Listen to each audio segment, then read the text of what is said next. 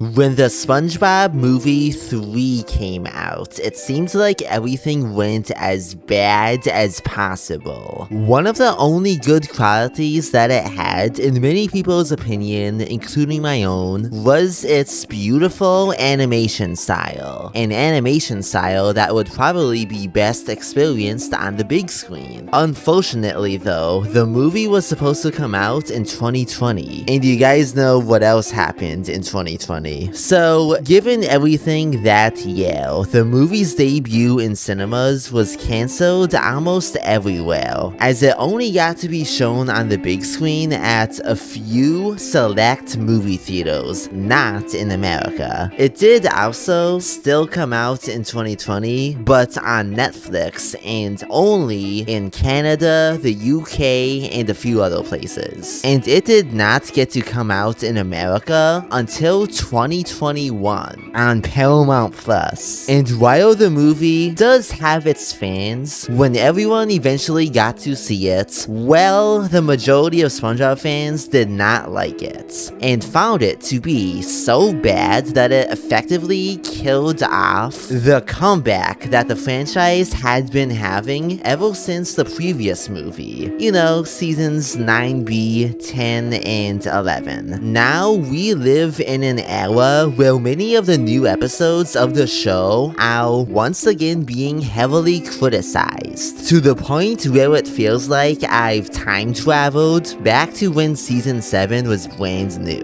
It is now cool again to hate modern SpongeBob. However, this isn't the only impact the movie had on the franchise. It also kicked off a new era of SpongeBob, the spin-off era, as we have since gotten 2 spin-off shows, including Camp Coral, which basically everyone hated. And eventually, in 2024, Netflix came out with a SpongeBob spin-off movie. One that, in my opinion, is absolutely awful. This is Saving Bikini Bottom, the Sandy Cheeks movie. The film, if you can even call it a film, opens with Sandy Cheeks going around Bikini Bottom collecting scientific data about this underwater civilization while singing a song. And I did talk briefly in my video discussing the SpongeBob movie Sponge Out of Water about the deleted song Thank Gosh It's Monday that they were gonna have at the beginning of the movie that I wish that they kept, because it was a very fun song and a much better and more enjoyable and entertaining way of introducing the setting and the characters than just having Burgerbeard basically tell the audience everything that they need to know through reading a book. And in fact, music in SpongeBob movies tend to actually be pretty good, even when they don't feel like they belong in a SpongeBob movie. Like when Snoop Dogg appeared in Sponge on the Run and just started rapping about zombie pirates.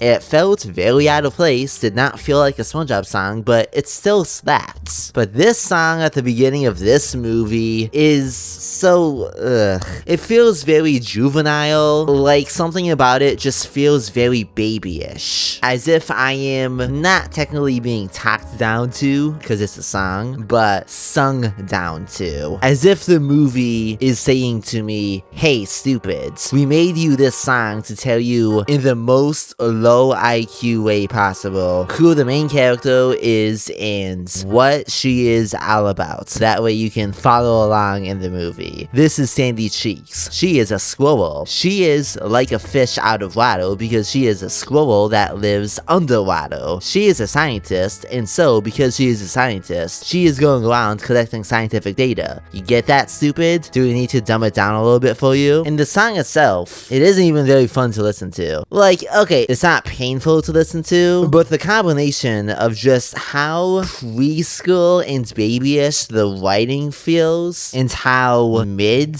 and lackluster the song sounds. It makes me almost embarrassed to be watching a movie where this is the first minute of it. And it is not at all helped by the visuals and animation in the movie, which I don't want to talk about. But this is quite possibly the worst SpongeBob has ever looked as a franchise. This movie, yes, in some scenes and moments, does look okay-ish, but somehow, so many scenes and moments in this movie look even worse and even more low budget than the worst looking episodes of Camp Coral, the spin-off series that a lot of people hated and clowned on for how bad it looked visually. This movie is visually of a lesser quality than the Activision SpongeBob games, which were Xbox 360 games that somehow looked worse than a PlayStation 2 game. And especially in the sequence of this opening song, Mr. Krabs and all the other characters, when they are looking directly at the camera while dancing, they look so lifeless and soulless. It gives off a similar vibe to demons living inside the TV screen, walking up to the fourth wall, about to break free and grab me and suck me in. It is that bad looking. And in this moment, SpongeBob and Patrick look like they want to kill Sandy Cheeks. They are not supposed to look like that, but they do.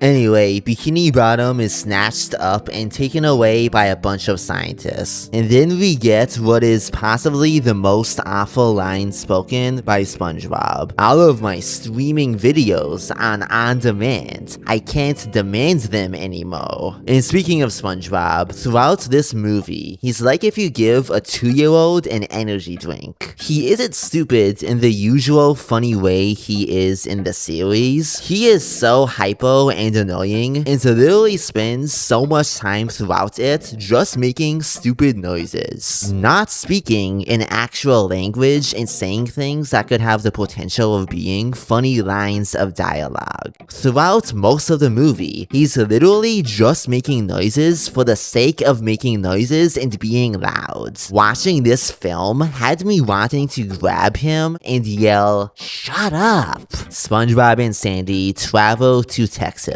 because that's where Bikini Bottom is being held. Then there's a hideous looking visual gag with SpongeBob. And then another. And then another. A couple small positives about this movie. It's kind of a neat addition to Sandy's character that they made it so she canonically is able to fly, because she is a flying squirrel. And I kinda like the idea that SpongeBob is able to stay hydrated thanks to all the cactuses in Texas, because cactuses have water in them. But it would still make more sense if they just had him wear a water helmet throughout the movie. In fact, I kinda wonder if they just forgot to give him a water helmet in this movie, and the "oh yeah, cactuses have water" thing was just a last minute addition to explain him not needing one. Not saying that's what happened, but I wouldn't be shocked. I do like the scene of Mr. Krabs leaving the Krusty Krab once Bikini Bottom is now in a fishbowl, and him getting frightened by the spooky atmosphere. That scene was kinda decent. But then we get to see how painfully cringe all of the live action segments are in this movie, as everything every live action character does and says makes me feel like I'm gonna die of cringe. And that's nothing against the actors who play the characters. In other movies, they are probably very talented people, but in this film, all of the jokes, all of the scenes, all of the sections of the movie with the live action characters are written and directed so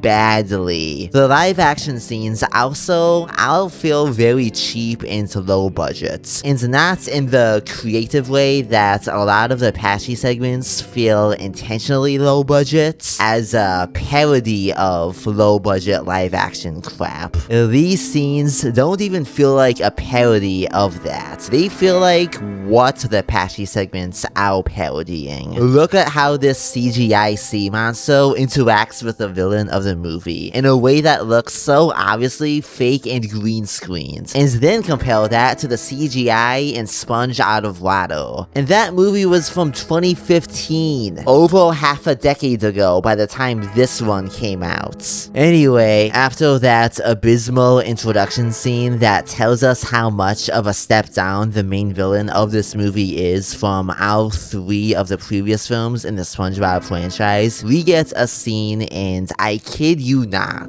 of SpongeBob sniffing a live-action pile of poop and saying it smells amazing. Fantastic. If there is one moment in this entire film that sums it up in just a few seconds, it's easily this one. And then we get an action scene of Sandy fighting against a bunch of snakes. And then one snake crawls inside SpongeBob's body, and we get this image of the snake poking its head out of SpongeBob's mouth as SpongeBob is unable to shut it. And I'm not the type of person who is easily made nauseous when watching a movie, but this visual did make me kind of uncomfortable. And, well, I don't think I'd be able to eat something while watching this. What the dolphin noise. Oh, and then Sandy inflation fetish material. Thanks, I hate it so much. I hate it so much. Then Sandy's family show up and save SpongeBob and Sandy from the snakes. And speaking of Sandy's family, this movie is the debut of them. And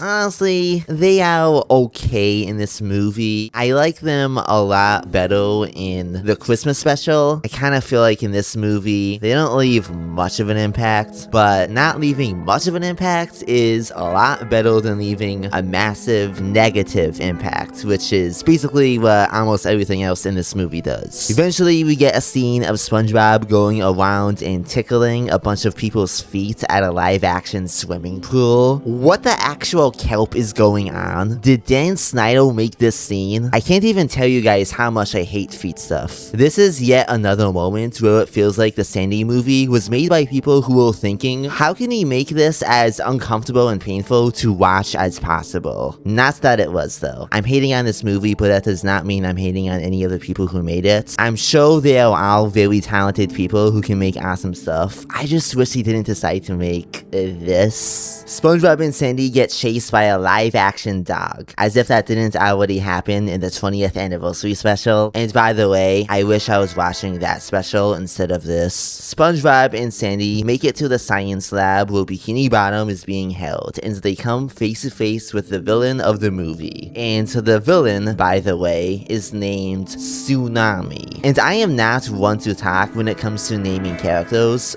but can I at least make a joke that compares the name Tsunami to the villain in Space Jam 2 being named Algae Rhythm? Anyway, she puts Sandy in a cage and is now gonna clone SpongeBob so she can sell a bunch of pet SpongeBobs. And then the low budget, visual style of the movie hits their lowest point and completely fall off of a cliff, as we get a backstory flashback sequence of Tsunami as a kid, but they just Photoshop the adult version of the character's face on top of the kid actor. And yeah, I know it's supposed to be funny looking, but it's not funny. It's just awful looking. And then we see that Tsunami is actually an android body with a human head or whatever. And the visuals do not get any better, making it so impossible to take the big villain of this, you know, actual movie serious in the slightest. Unlike the villains in the previous SpongeBob movies. This villain character they've made just feels like a walking joke, but one with an unintentional punchline. The punchline being how bad of a character she is. But I'm not laughing. Sandy is feeling defeated, but then a SpongeBob clone says, "Don't give up on saving Bikini Bottom." Oh boy, he said the thing.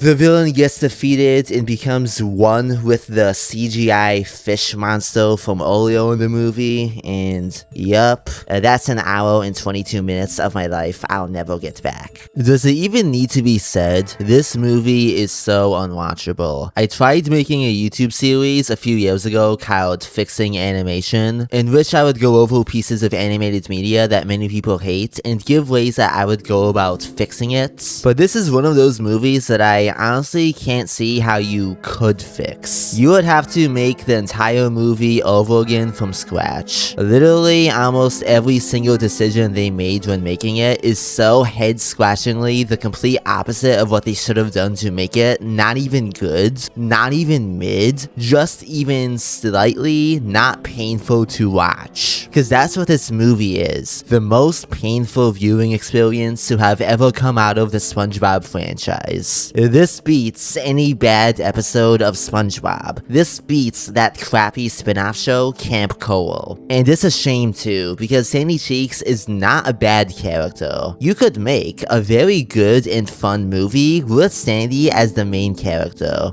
but instead, they made a movie somehow 10 times worse than the previous one, as the quality continued getting lower and lower with each movie to come out of this franchise. But then, something unexpected happened. SpongeBob movies had a comeback?